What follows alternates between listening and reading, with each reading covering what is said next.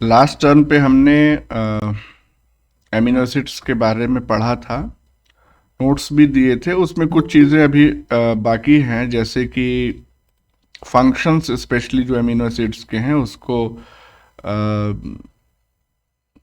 देखना हमको ज़रूरी है। तो फंक्शंस जो है वो हम इसी लेक्चर में आपके इंक्लूड कर देंगे, तो ये चीज़ आपको यहीं पे मिल जाएगी। तो लेट्स सी कि पेप्टाइड बॉन्ड्स जो है वो कैसे बनते हैं। बेसिक आइडिया इसका हमने आपको पहले ही दिया है, लेकिन फिर भी if we go through this points, तो देखिए सबसे पहला पॉइंट क्या है कि two amino acid molecules can be covalently joined. ध्यान रखना है कि ये कोवैलेंट बॉन्ड होता है through a substituted amide linkage, और इसी एमाइड लिंकेज को हम क्या कहते हैं, पेप्टाइड बॉन्ड। और जब दो एमिनो एसिड्स जो है आपस में मिल जाएंगे तो उससे क्या तैयार होगा, एक डाईपेप्टाइड तैयार होगा। यहाँ पे कंफ्यूज नहीं होना है, डाईपेप्टाइड का मतलब कि दो पेप्टाइड बॉन्ड्स नहीं, डाईपेप्टाइड का मतलब दो एमिनो एसिड्स के वजह से जो पेप्टाइड तैयार हो रहा है वो। जैसे पहले हम आपको इसका अगर डायग्रामेटिक रिप्रेजेंटेशन दिखा दें लाइक दिस, है ना, तो एक एमिनो एसिड जो है ये है दिस, और दूसरा एमिनो एसिड ये है। अब ये दोनों एमिनो एसिड, इसमें ये COOH ग्रुप है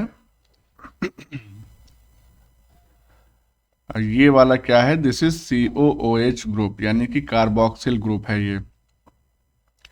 और ये इसके बगल में जो दूसरा एमिनो एसिड है उसका ये NH2 ग्रुप है। तो इन दोनों के बीच में बॉन्ड बना, और वो बॉन्ड बेसिकली कैसे तैयार हो रहा है, OH ग्रुप हमको कार्बोक्सिलिक ग्रुप से मिल जा रहा है और H हमको अमीन ग्रुप से मिल जा रहा है। तो इसकी वजह से वाटर, ये यहाँ पे वाटर मॉलिक्यूल निकल गया। अब वाटर मॉलिक्यूल निकलने की प्रोसेस को हम क्या कहते हैं, डिहाइड्रेशन या कंडेंसेशन रिएक्शन। ध्यान आपको क्या देना है, कल भी हमने जब एमिनो एसिड के बारे में हम बता रहे थे तो उसमें हमने आपको बताया था कि ये जो कार्बोक्सिलिक ग्रुप है या ये अमीन ग्रुप है, ये जिस कार्बन से अटैच रहता है, ये वाला कार्बन, इस कार्बन को हम क्या कहते हैं, this is called as alpha carbon. तो अल्फा, इस ग्रुप को भी हम अल्फा कार्बोक्सिलिक ग्रुप कहेंगे और इस ग्रुप को हम अल्फा एमीन ग्रुप कहेंगे। तो अल्फा एमीन ग्रुप ये हो गया दिस, और अल्फा कार्बोक्सिलिक ग्रुप ये हो गया।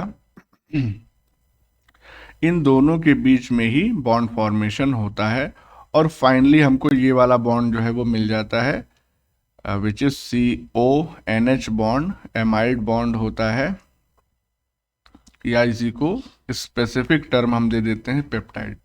तो इस तरह से ये बॉन्ड फॉर्मेशन हो रहा है। अब जरा हम पॉइंट्स को डिस्कस कर लें। तो देखिए such a linkage is form by removal of elements of water, यानी कि डिहाइड्रेशन की वजह से होता है। कहाँ से, from alpha carboxylic group of one amino acid and the alpha amino group of another.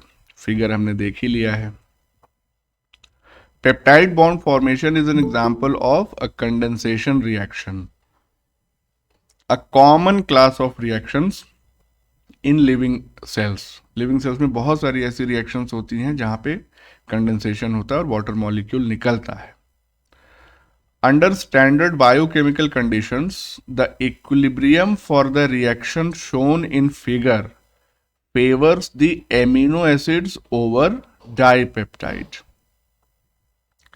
यानी कि नॉर्मल जो कंडीशंस हैं, स्टैंडर्ड कंडीशंस हैं, उस दौरान एमिनो एसिड का फॉर्मेशन जो है वो ज़्यादा फेवर किया जाएगा, या एमिनो एसिड अपने ओरिजिनल फॉर्म में बने रहें इसको ज़्यादा तरजीह दी जाएगी as compare to dipeptide formation. या हम ये कहें कि एमिनो एसिड आइसोलेटेड पड़े रहें, इस चीज़ को ज़्यादा वैल्यू दी जाएगी नॉर्मल कंडीशंस में एज कंपेयर टू कि बॉन्ड फॉर्मेशन हो। भाई जाहिर सी बात है, बॉन्ड फॉर्मेशन एक बायोकेमिकल रिएक्शन जिसमें एनर्जी का इन्वॉल्वमेंट होता है, ऑल्दो बॉन्ड फॉर्मेशन के बाद एनर्जी रिलीज होती है क्योंकि मॉलिक्यूल्स स्टेबलाइज होंगे, लेकिन उन मॉलिक्यूल्स को पास लाने और बॉन्ड फॉर्म करने तक हमको कुछ इनपुट तो देना पड़ेगा। तो जाहिर सी बात है एनर्जेटिकली वो लेस फेवरेबल होंगी एज कंपेयर टू कि एमिनो एसिड ऐसे ही पड़े रहें, है ना। तो यही चीज यहाँ पे इस पॉइंट पे मेंशन्ड है। Now to make the reaction thermodynamically more favorable, the carboxyl group must be chemically modified or activated. Carboxyl group को हमको एक्टिवेट करने की जरूरत पड़ती है so that the hydroxyl group can be more readily eliminated, यानी कि OH ग्रुप कार्बोक्सिल का आसानी से निकल के और बाहर जा सके in the form of water molecule. अब ये एक्टिवेशन कैसे होता है, तो इसके लिए जब हम ट्रांसलेशन की प्रोसेस पढ़ेंगे तो उसमें बेसिकली एक स्पेसिफिक एंजाइम इन्वॉल्व होता है जिसको हम कहते हैं एमिनो एसिड tRNA सिंथेटेज। इसमें एमिनो एसिड का एक्टिवेशन होता है बाय इट्स एसाइलेशन और उसके लिए एंजाइम इन्वॉल्व होता है। तो that is a step which is present with in the translation. तो वो एक्टिवेशन जब इस एमिनो एसिड का, या हम यूं कहें कि एसाइलेशन हो जाता है, एसाइल ग्रुप जब अटैच कर दिया जाता है एमिनो एसिड से, तब वो चार्ज एमिनो एसिड बन जाता है। चार्ज एमिनो एसिड तो नहीं कहेंगे उसको, तो हम बेसिकली चार्ज tRNA कहते हैं जब वो एमिनो एसिड से अटैच हो जाता है।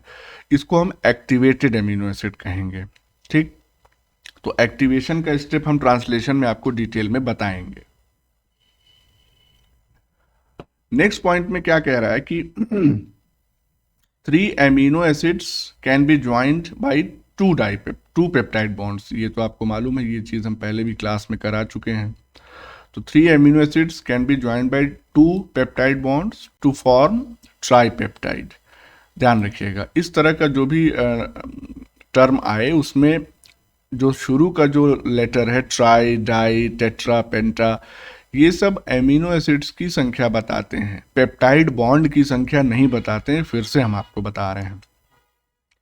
इसी तरह 4 एमिनो एसिड्स अगर ले लिए गए तो टेट्रा पेप्टाइड हो जाएगा, 5 ले लिए गए तो कितने हो जाएंगे, पेंटा पेप्टाइड फॉर्म हो जाएगा, इसी तरह hence so forth. When a few amino acids are joined in this fashion, the structure is called an oligopeptide। यानी कि कुछ एमिनो एसिड्स, उनकी संख्या मेंशन करने की यहाँ पे जरूरत नहीं है, तो हम उसको कह देंगे oligopeptide. When many amino acids are joined, the product is called a polypeptide। कुछ रहेंगे तो ओलिगो और ज्यादा रहेंगे तो poly. Proteins may have thousands of amino acid residues। ध्यान दीजिएगा, रेसिड्यू टर्म कह रहे हैं। रेसिड्यू टर्म क्यों कह रहे हैं, कोई जवाब देना चाहे तो बताए।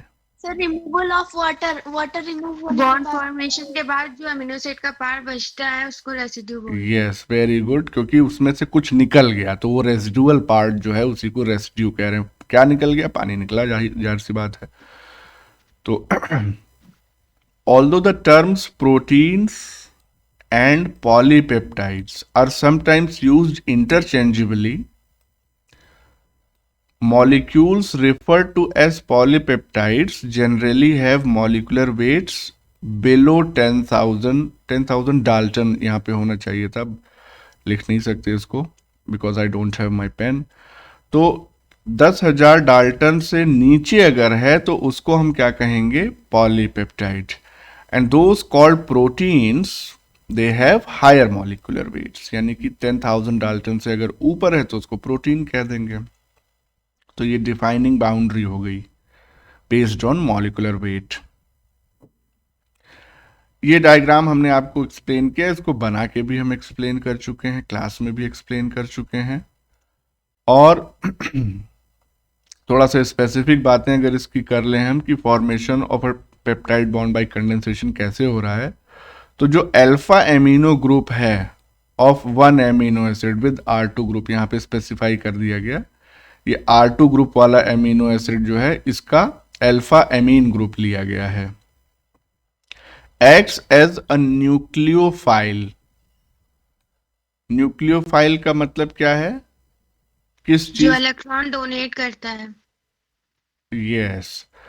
तो to displace the hydroxyl group of another amino acid, यहाँ पे उसको हम R1 से इस वाले को डिनोट कर रहे हैं, और जिससे एक पेप्टाइड बॉन्ड फॉर्म हो जाएगा, और इस पेप्टाइड बॉन्ड को ये येलो में शेड किया गया है, थोड़ा लाइट येलो वाला देखिएगा।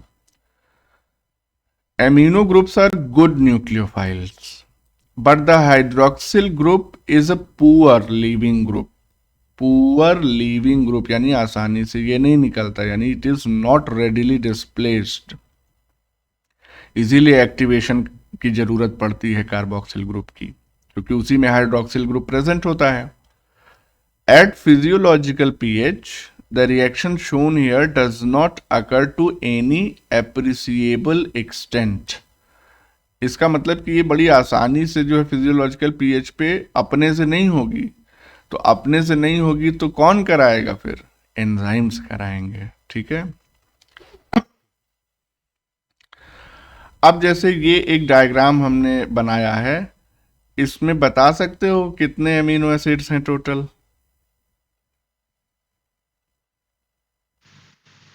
5, क्योंकि 4 पेप्टाइड लिंकेज वेरी है। गुड। 4 पेप्टाइड बॉन्ड्स हैं, तो जाहिर सी बात है 5 एमिनो एसिड्स होंगे, यानी it is a diagram of a pentapeptide. अब इसमें आप ध्यान दीजिए कि ये वाला जो एंड है इसको हम कह रहे हैं एमिनो टर्मिनल एंड, यानी कि by convention left hand side जो होती है that represents amino terminal and, और जो राइट हैंड साइड होती है it represents carboxy terminal and. ये चीज आपको ध्यान रखनी है, अभी की कन्वेंशंस भी हम डिस्कस कर लेंगे। दिस फिगर शोज अ पेंटापेप्टाइड, और वो पेंटापेप्टाइड कौन सा है? सेरिल ग्लाइसिल टायरोसिल एलेनाइल ल्यूसीन। मतलब कि सबको हमने एक साथ YL लगा के और अटैच कर दिया, तो ये हो गया सेरीन है, ग्लाइसिन है, टायरोसिन है, एलेनिन है और ल्यूसीन है। या इसके जो वन लेटर डिनोमिनेशंस हैं उसको SGYAL इस तरह से भी रिप्रेजेंट किया जा सकता है। तो जैसे हम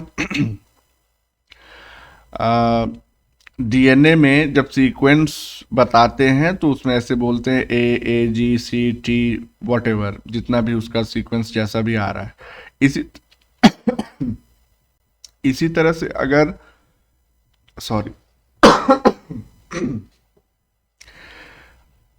अगर एमिनो एसिड का सीक्वेंस प्रोटीन में रिप्रेजेंट करना हो तो उसको हम उसके वन लेटर एब्रीविएशन से डिनोट कर सकते हैं। हाँ, ये एक होमवर्क हम आपको देंगे, ध्यान करिए, सब लोगों के लिए है ये, कि आपको ये जो जितने भी 20 एमिनो एसिड्स हैं इनके वन लेटर डिनोमिनेशंस जो है वो लिखने हैं। जैसे S फॉर सेरीन हो गया, G फॉर ग्लाइसिन, टायरोसिन के लिए Y है, ठीक है ना। तो ऐसा मत सोचिएगा कि सबका पहला लेटर ले लेंगे तो काम चल जाएगा, नहीं। तो इसके लिए वन लेटर ये जो डिनोमिनेशंस हैं ये आपको लिखना है, इट इज़ अ होमवर्क, जितने भी 20 प्रोटीन फॉर्मिंग एमिनो एसिड्स हैं, ठीक। नेक्स्ट पॉइंट क्या है कि peptides are named beginning with the amino terminal residue. यहां भी आप देख रहे हैं एमिनो टर्मिनल की तरफ, यहां पे कौन सा? ये सेरीन है, तो इस यहीं से नाम इसका सर, ग्लाई, टायर, एला, ल्यू इस तरह से स्टार्ट हो गया। तो विच bye convention is placed at left, तो जो एमिनो टर्मिनल है वो बाईं तरफ होता है। The peptide bonds are shaded in yellow, the R groups are in red। देखिए R groups जो हैं ये सारे रेड में ये यहाँ पे बने हुए हैं, यहाँ पे इलेबोरेट करके लिख दिया है उसको, जो भी R ग्रुप है यहाँ पे। Figure shows the structure of a pentapeptide, वो हमने देख लिया। As already noted, an amino acid unit in a peptide is often called a residue, the part left over after losing a hydrogen atom from its amino group and the hydroxyl moiety from its carboxyl group। वही चीज यहाँ पे mentioned है कि residue क्यों कहते हैं उसको, In a peptide, the amino acid residue at the end with a free alpha amino group is amino terminal, या इसी को हम N terminal residue कहते हैं. The residue at the other end, which has a free carboxyl group, is the carboxy terminal residue. ये चीज़ें आपको बहुत ज़्यादा इस्तेमाल में आएंगी जब हम लोग प्रोटीन के डिटेल स्ट्रक्चर पढ़ेंगे, जो कि ज़्यादा दूर नहीं है, बस उसी को हम नेक्स्ट पढ़ेंगे हम लोग. और साथ ही साथ प्रोटीन का जब मॉलिक्यूलर स्ट्रक्चर प्रिडिक्शन की बात आएगी तो भी ये एन टर्मिनल रेसिड्यू और सी टर्मिनल रेसिड्यू का टर्म बहुत ही वाइडली यूज होगा. तो इसलिए ये चीज़ यहाँ पे क्लियर कर लेना बहुत ज़रूरी है. मेरे ख्याल से क्लियर हो गया होगा, कोई बहुत कॉम्प्लिकेटेड चीज़ नहीं है कि लेफ्ट वाला जो होगा वो एन टर्मिनल रेसिड्यू होगा और राइट वाला सी टर्मिनल रेसिड्यू. अब कुछ कन्वेंशंस हैं वो अगर हम देख लें यहाँ पे तो when an amino acid sequence of a peptide, polypeptide or a protein is displayed, the amino terminal end is placed on the left and the carboxyl terminal into the right. ठीक है, वही चीज़ है, वही पॉइंट फिर से mentioned है. The sequence is read left to right, यानी बाएं से दाहिने की तरफ हम उसको पढ़ेंगे, beginning with the amino terminal. Although hydrolysis of a peptide bond is an exergonic reaction, यानी कि अगर किसी पेप्टाइड बॉन्ड को हम तोड़ेंगे तो हमको एनर्जी मिलेगी, यानी उस बॉन्ड के टूटने से एनर्जी रिलीज होगी. It occurs only slowly because it has a high activation energy. उस बॉन्ड को तोड़ने की या टूटने की स्थिति तक पहुंचाने के लिए हमको एनर्जी इनपुट ज़्यादा देना पड़ेगा. इसीलिए ये जो रिएक्शन है यानी कि hydrolysis of a peptide bond, ये स्लोली धीरे धीरे होती है. तो अगर एक्टिवेशन एनर्जी की डिमांड को कम करना हो तो हम क्या करेंगे?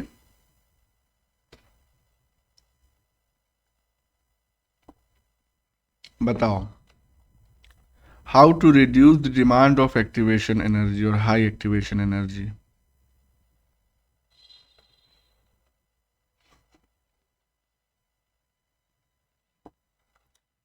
एक वर्ड का आंसर है, बताओ जल्दी.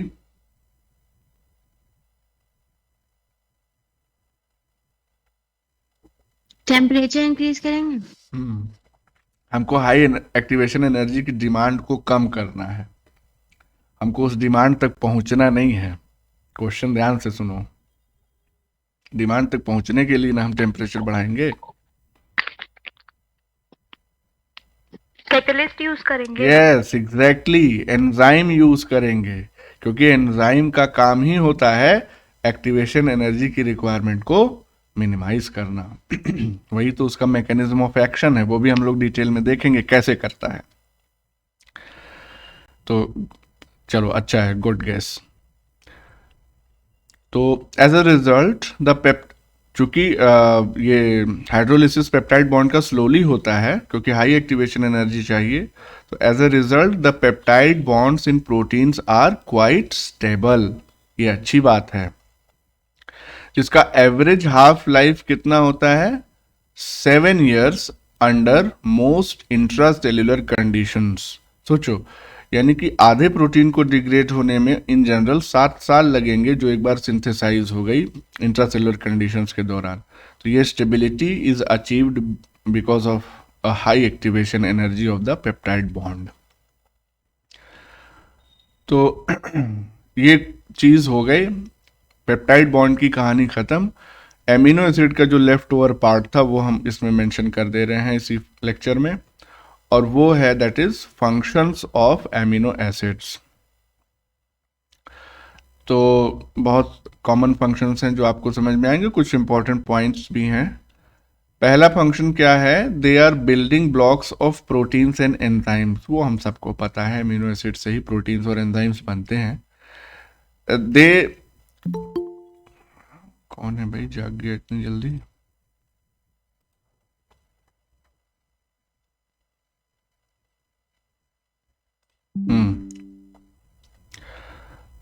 दूसरा फंक्शन क्या है कि storage of nitrogen occurs in the form of amides, यानी कि अगर सेल को नाइट्रोजन की स्टोरेज करनी है तो एमाइड की सिंथेसिस करके अपने पास रख लेगी। जब ज़रूरत होगी नाइट्रोजन की, तो बहुत जगहों पे ज़रूरत होती है, इंक्लूडिंग डीएनए रेप्लिकेशन या ट्रांसक्रिप्शन। तो थर्ड पॉइंट क्या है, third function, amino acid glycine provides nitrogen and carbon atoms for the synthesis of protoporphyrin and heme। अब देखिए प्रोटोपोरफायरिन जो है उसका क्या रोल है, कहाँ पे रोल है, कुछ आप बता सकते हैं?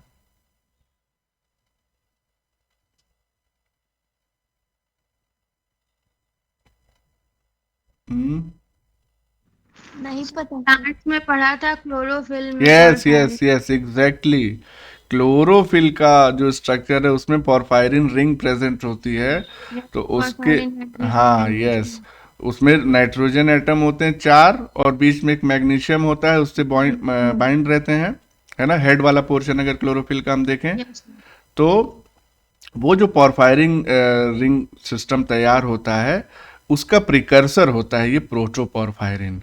इसी तरह हीम की रिक्वायरमेंट कहाँ होगी? हीमोग्लोबिन, ऑफ कोर्स हीमोग्लोबिन में होगी। तो इसके लिए जो नाइट्रोजन और कार्बन एटम्स चाहिए इन स्ट्रक्चर्स के लिए, प्रोटोपोरफायरिन और हीम के लिए, वो कौन प्रोवाइड करता है? Glycine. It is the simplest amino acid. Next, tryptophan जो है हमारे पास एमिनो एसिड, ये प्लांट हार्मोन का प्रिकर्सर होता है। कौन सा हार्मोन? इंडोल 3 एसिटिक एसिड, या जिसको हम IAA शॉर्ट में कहते हैं। साथ ही साथ निकोटिनामाइड विटामिन की सिंथेसिस के लिए भी ट्रिप्टोफैन प्रिकर्सर की तरह एक्ट करता है। टायरोसिन की अगर हम बात करें, ये भी एक एमिनो एसिड है। ये 2 हार्मोन्स की सिंथेसिस के लिए प्रिकर्सर की तरह काम करता है। कौन कौन से? Thyroxine, adrenaline. इसके अलावा ये दोनों तो हार्मोन्स हो गए, इसके अलावा ये जो स्किन पिगमेंट मेलानिन है, इसकी सिंथेसिस के लिए भी प्रिकर्सर की तरह एक्ट करता है। तो बहुत देखिए इंपॉर्टेंट चीज़ें ये हार्मोन्स बना रहे हैं।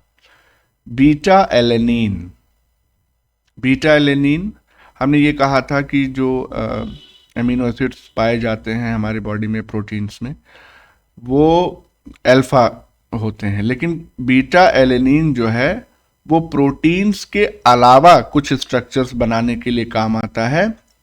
प्रोटीन वाले तो अल्फा ही होंगे, लेकिन ये बीटा एलेनिन है, ये प्रोटीन नहीं बनाएगा। और ये बीटा एलेनिन कहाँ से आ रहा है? एस्पार्टेट से ही डिराइव हो रहा है। And it takes part in the formation of coenzyme A and pantothenic acid. Pantothenic acid भी एक विटामिन है। कौन सा विटामिन है? B1, B2, B3, B5, B7, B6, B12, B9, क्या है? B5। B5, very good. तो बीटा एलेनिन जो एस्पार्टेट से डिराइव हो रहा है, वो कोएंजाइम ए और पेंटोथेनिक एसिड के फॉर्मेशन के लिए रिस्पॉन्सिबल है। इसी तरह से हिस्टामिन, हिस्टामिन आपको मालूम है, ये हिस्टिडीन एमिनो एसिड से बनता है through the process of decarboxylation, यानी कि हिस्टिडीन में से एक CO2 मॉलिक्यूल निकाल लीजिए, आपको हिस्टामिन मिल जाएगा। अब हिस्टामिन की रिक्वायरमेंट क्यों होती है? बहुत इंपॉर्टेंट रोल है इसका।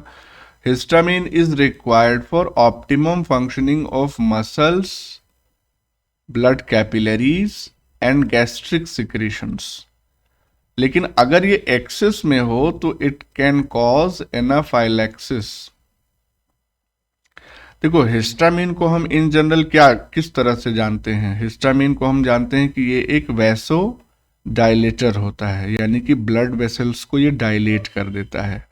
तो जाहिर सी बात है, मसल्स को अगर कभी रिक्वायरमेंट है ज़्यादा ब्लड की, या द टाइम ऑफ एक्सरसाइज, या मान लो कभी इंजरी वगैरह हो गई, एक्सरसाइज के दौरान भी इंजरी होती है, या वैसे ही चोट लग गई, किसी कीड़े ने काट लिया, तो कुल मिला के जो एलर्जिक रिएक्शंस हैं उस दौरान भी, या under any type of stress, histamine release होता है और ब्लड सप्लाई उस लोकल एरिया में बढ़ा देता है। लेकिन कभी कभी क्या होता है कि कोई ऐसा एलर्जन हमारी बॉडी में घुस गया जिसने लगभग जितनी मास्ट सेल्स हैं हमारी बॉडी में उनको क्या कहते हैं एक्टिवेट कर दिया या उसको इरिटेट कर दिया, तो बहुत ह्यूज अमाउंट में हिस्टामिन जो है वो रिलीज हो जाता है। और जब बहुत ज़्यादा अमाउंट में हिस्टामिन रिलीज होगा तो क्या होगा कि almost all the vessels of the body including the बड़ी बड़ी ब्लड वेसल्स जिसको हम कहते हैं वेना केवा, है ना, या जो बड़ी मोटी आर्टरीज होती हैं, कैरोटिड आर्टरी हो गई, तो ये सारी अगर एक साथ रिलैक्स कर जाएंगी या इनका जो डायमीटर है वो बढ़ जाएगा तो ओवर सडन ड्रॉप हो जाएगा ब्लड प्रेशर में, और वो जो सडन हाइपोटेंशन होता है that is fatal, that can be fatal. तो उस तरीके की कंडीशन को हम एनाफाइलैक्सिस कहते हैं, जिसमें एग्जैजरेटेड रिस्पॉन्स आता है हिस्टामिन कंटेनिंग सेल्स के द्वारा, और उसमें हमारे पास मास्ट सेल्स हैं और एक और टाइप ऑफ WBC कौन सी है जो हिस्टामिन रिलीज करती है, a type of WBC, basophil. Yes basophil, ठीक है।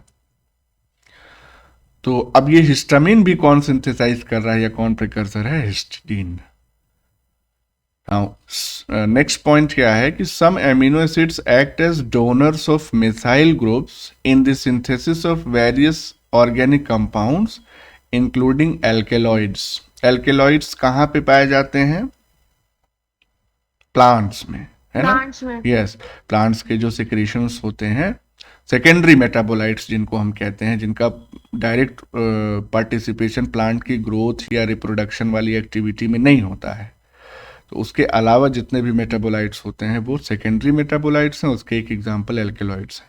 तो कुछ एमिनो एसिड्स ऐसे हैं जो मिथाइल ग्रुप्स डोनेट करते हैं for the synthesis of these alkaloids, और वो एमिनो एसिड्स में एक है मेथियोनिन। इसी तरह से ऑर्निथीन है, सिट्रुलिन है, ये क्या है, they are components of urea cycle. ये लास्ट टर्म पे हम लोग डिस्कस कर चुके थे। They are non protein forming amino acids. एक और अमीनो एसिड डेरिवेटिव है di amino pimelic acid, which is an intermediate of, देखो ये लाइसेंस आ गया ना, ये गलत है, लाइसीन होना चाहिए था यहाँ पे, लेट, इसको ध्यान से तुम लोग करेक्ट कर लेना। अभी करेक्ट करने का टूल नहीं है मेरे पास, इसको हम रेड से कर दे रहे हैं, ठीक है, ताकि क्लियर हो जाए भाई कि मामला गड़बड़ है। लाइसीन होगा ये, ठीक है, लेट मी, नहीं छोड़ो, अभी ये सब करने लगेंगे तो सब डिस्टर्ब हो जाएगा। तो intermediate of lysine synthesis and is a component of prokaryotic cell wall. Let's change the color. Component of prokaryotic cell wall.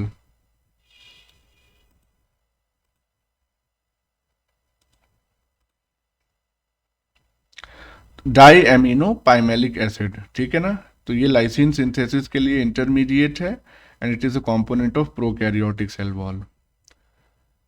Next है many non protein amino acids are components of antibiotics.